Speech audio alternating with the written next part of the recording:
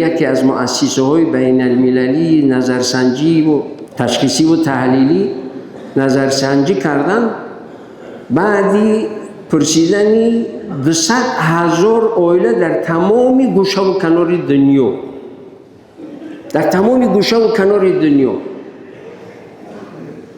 پس به خلاصه آمدن که 90% سعادت انسان از همین زن و فرزنده و خانواده، از اهل خانواده وابستگی دارد. 90% سعادت انسان. حالا هر جایی که بیرون باشید میروید میوید خانه، اگر که در اومدید خانه آرام باشد، فرزنده زن استقبال بگیرن با یک چهره کشاده، با یک مهربانی و دیگر احترام و صمیمیت، تمام خستگی های بیرون رفت می شود، تمام سالم بردم زندگی میکنید.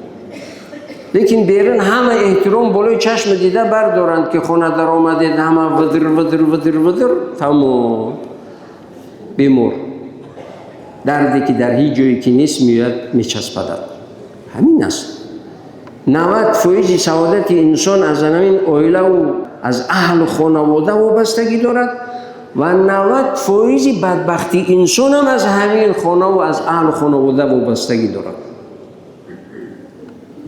بعضی ها از روی ازمگی، یک روی، یعنی خانه خودش رو تلخ میکند.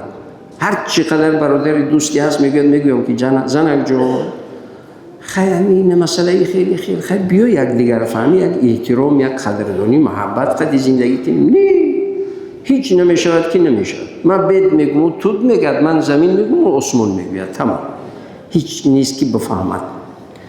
برای همین باید که در اصل از اول، از ابتدا باید که انسان در اختیار، در انتخاب باید خطا نکند. خیلی سنجیده و فهمیده باید همسر انتخاب کند، چرا که اون همسر تنها نیست، مادر فرزندانت هست در آینده. برای همین خداوند عزوجل می‌فرماید استعیذ بالله و من آیاته ان خلق لكم من انفسكم ازواجا لتسكنوا إليها وجعل بينكم مودة ورحمة إن في ذلك لآيات لقوم يتفكرون صدق الله العظيم. پروردگار در این آیه مبارکه میگوید که یکی از معجزه و قدرت پروردگاری این است که من برای شما همسر آفریدم. یکی از معجزه ها و قدرت الهی. ولی زن و فرزند این نعمت الهی است، نعمت پروردگاری هست. مدامی که مسلمان باشد، مدامی که آداب داشته باشد، مدامی که اخلاق داشته باشد، مدامی که تربیت داشته باشد، حتی فرزند هم نعمت است، مدامی تربیت داشته باشد. اگر فرزندی که به تربیت باشد چی؟ یک از اون جهنم است در زندگیت. یک دشمنی که از اون خلاصی و رهایی نداری همین است، خدا را هم بخرد. یا که نعمت هست یا که عذاب، وابسته به چیز؟ با تربیه و بی تربیه بدنش. حالا میگید من از جنس شما برای شما همسر آفریدم. چرا میگید از جنس شما؟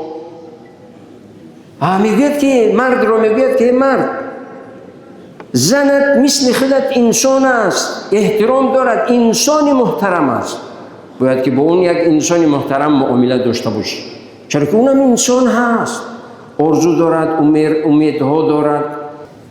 یعنی اون چیز مثل خودت انسان است، انسان محترم است. انسان در اصل همه نوع بسته از ایمان و اعتقاد و دینداری و بیدینی، همش انسان در اصل محترم است. پروردگار میگوید استعیذ بالله ولقد کرمنا بنی آدم و حملناهم فی البر والبحر. ما انسانیت و بشریت رو مکرم آفریدیم. میگوید ولقد کرمنا یعنی محترم آفریدیم. انسان در اصل محترم هست. پس میگوید که این همسرت مثل خودت یا شوهرت مثل خودت انسان محترم هست، همچون انسان محترم معامله داشته باش. وقتی که همسرت رو همچون انسان محترم یا شوهرت رو همچون انسان محترم معامله کردی، چی به وجود میاد؟ لتسکنوا الیها، آرامیش، آسودگی در خانت به وجود میآید. وقتی که احترام بین زن شوهر باشد، آسودگی و آرامی به وجود میآید. حالا این آسودگی و آرامی یکی از صفتهای جنت است. حالا این دنیا در دایره وسیع هیچ وقت آرام و آسوده نیست، از ابتدایش تا انتهایش همیشه کشمکشی ها و بزن و بگیر و دیگر در دایره وسیع هست. لیکن پروردگار میگوید مرد زنی مسلمان تو میتوانید خانه ات را یک فضای جنتی کنید. با چی؟ با احترام همدیگر. و جعل بینکم مودة و رحمه. ولی گذشته از این میگوید من در قلب و باطن شما مهر و محبت و رحم و شفقت آفریدم. همیشه باید که این معامله شما در اساس مهر و محبت و رحم و شفقت باشد. حالا تمامی مرد از زنش دو چیز میخواهد و تمامی زن از شوهرش یک چیز میخواهد. تمامی مرد از زنش دو چیز میخواهد، یکی احترام، یکی اهمیت. هر زنی که شوهرش رو احترام کند، اهمیت بدهد. اهمیت یعنی چی؟ به خوراکش، به سر لباسش، به خانهش، به چیزای خریدگیش. ولی چیزای خریدگیش رو دو بار ببیند که پوشیده ایستاده است، اهمیت نمیده، تمام اون خانه خراب است. حالا احترام، اهمیت. و زن از شوهرش یک چیز میخواهد، مهر. فقط مهر. هر شوهری که زنش رو دویم بگید که زنم جون دوستت میدارم، زیبا هستی، تمام بخو بگرد. خانه‌ات آرام، آباد، آسوده، خاطرت جمع. اولوی دنیا هم باشی، خیانتت نمیکنه. چرا که میگوید شوهرم دوستم میدارم. همه خیانت هایی که چی از طرف زن یا چی از طرف شوهر میشود، این در نتیجه یعنی به مهری و به اهمیتی و این چیز ناباوری. در چند سال قبلی BBC از من سوال کرده بود که بعضی زنها خیانت میکنن، چرا؟ من گفتم خیانت میکنن اساس دارن. اصلا باید مسلمان هیچ وقت در هیچ حالت خیانت نکند. لیکن حالا مردا رو هم ببینید، بعضی از مردایی که در مهاجرت مهنتی هستن سالش قطعی نمیآید، باز اونجا زنگ میزند، دو پاپیسا که میزنمت میبری او تو چند هزار کیلومتر دور، این در ایجا بیچاره را چه میزنی که بمبرد؟ بعد او خیانت نکند، کی خیانت میکند؟ او خیانت نکند، کی خیانت میکند؟ وقتی که از شوهرش ناامید شد، به مرد دیگر امید میبندد. برادران عزیز، این بسیار مسئله خطرناک است، مسئله جدی هست. برای همین باید دویما قرآن میگوید، خدا میگوید که خالقت است، میداند تو رو پود ظاهر و باطنت رو همه رو خوب میداند. میگوید همیشه همسرت زنت رو بگو که دوستت میدارم، تو این خیانتت نکند. خلاصه می شود آیت میگه که این فی ذلک لآیات لقوم یتفکرون. اگر به جزئیات این آیه بدوریم خیلی ساعت ها لازم است.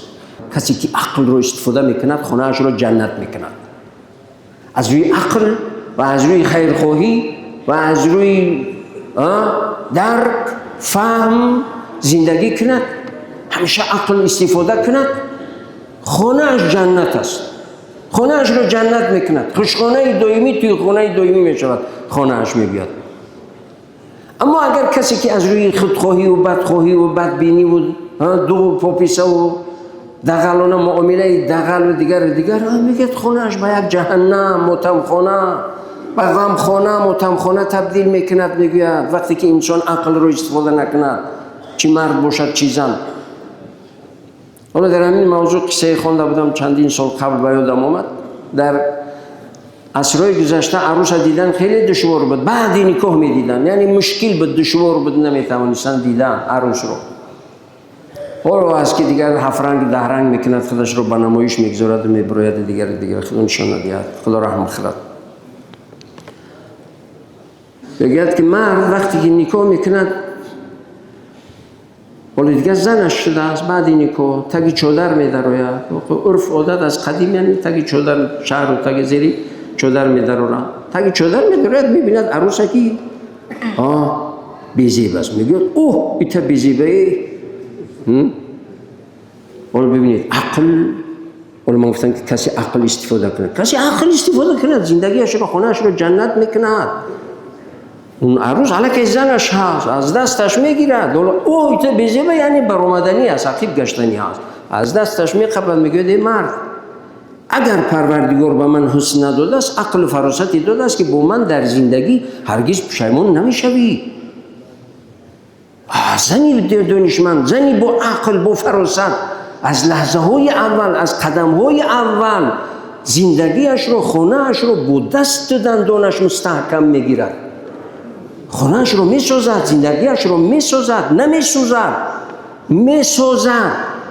از دستش میگیرد، میگه ای مرد، اگر خداوند به من جمال زیباگیم نداده باشد هم عقل فراستی داده است که در زندگی با من هرگز پشیمون نمیشه.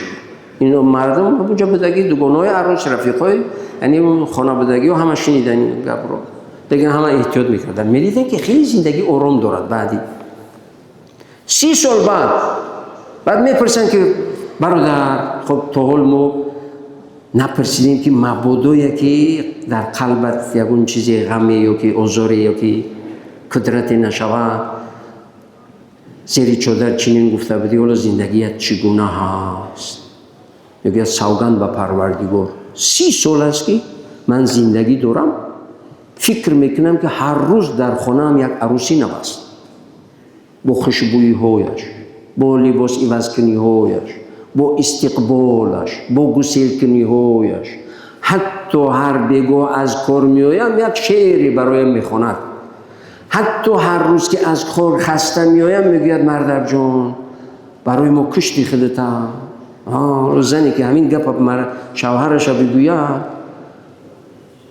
سعادتمندترین زن و کامیابترین مادر زندگی میکنه. ولی بگید که این همه در سردی و خنکی و دیگر گرمی در زیر افتاب و در زیر این سرما و گرما و دیگر خود عذاب کشیدی، رنج کشیدی، برای ما شده این همه مهنت زحمت کشیده ایستاده ای. اگر طرفی شوهرش بگوید این سخن رو، چقدر اون مرد اون زن رو دوست می‌دارد. لیکن برای که خانه آباد شود، خانه جنت شود، باید که تلاشی طرفین باشد، حرکتی دو طرفه باشد. از یک دست صدا نمیبراید. میگوید که خوشبخت‌ترین زن شوهر کیا هستند در زندگی؟ خوشبخت‌ترین زن شوهر در زندگی، خیرخواه‌ترین زن شوهر نسبت همدیگر. هر چقدر زن نسبت شوهرش خیرخواه شد و شوهر نسبت زنش خیرخواه شد، نسبت زن خیرخواه شدن نسبت فرزندان خیرخواه شدن است. همون قدر موفق و کامیاب و دیگر میشد. حالا عائله یعنی عبارت از فرزندان و احترام پدر و مادر. پروردگار میگوید استعیذ بالله و وصینا الانسان بوالدیه احسانا. ما به انسان، بشریت، انسانیت نمیگوید به مسلمان.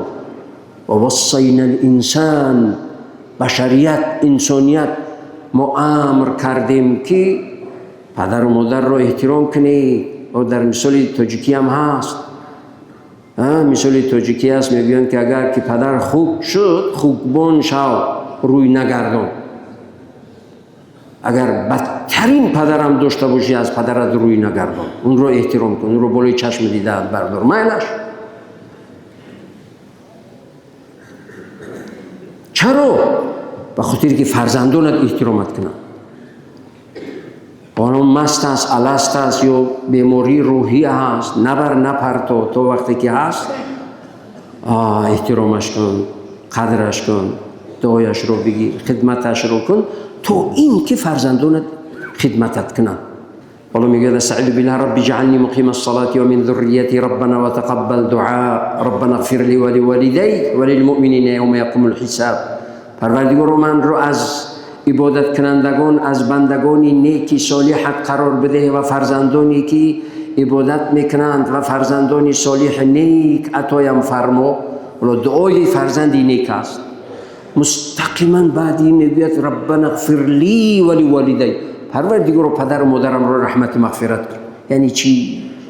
قرآن میگوید فرزندی نیک میخواهی، فرزندی نیک میخواهی، فرزندی نیک باش. فرزندی نیک شدی، فرزندی نیکت میدی هم، میگوید پروردگار.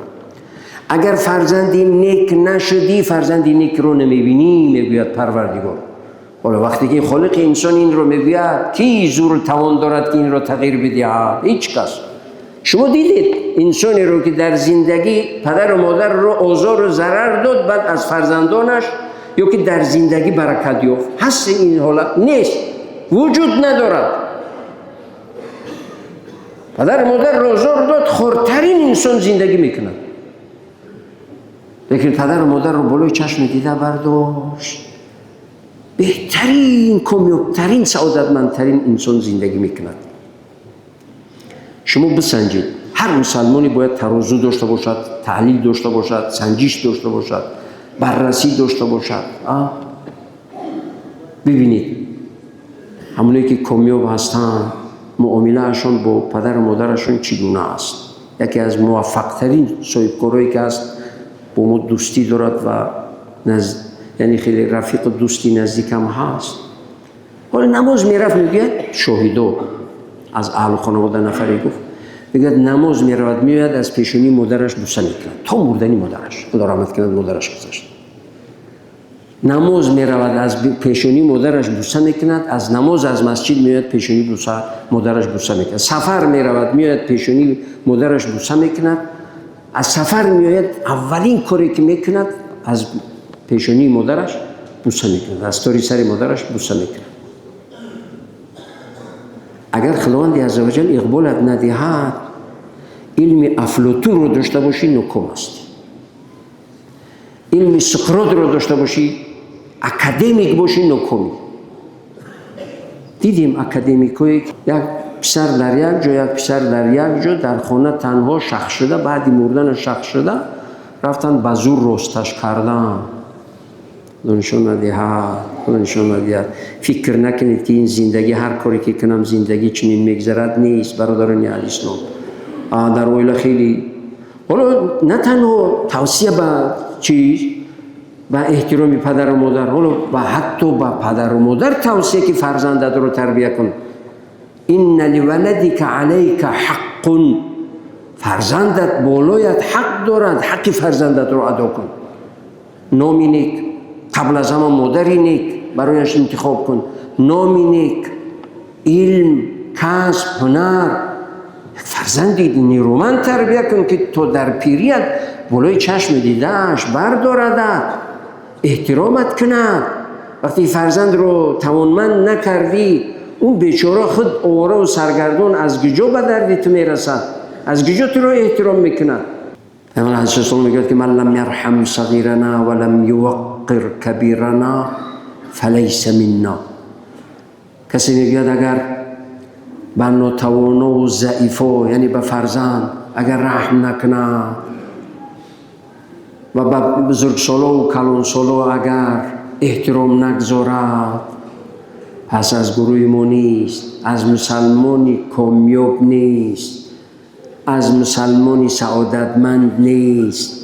برای سعادتمند شدن در زندگی، در اون قبر، قیامت و قصرهای در جنت باید رحم داشته باشی و باید احترام داشته باشی.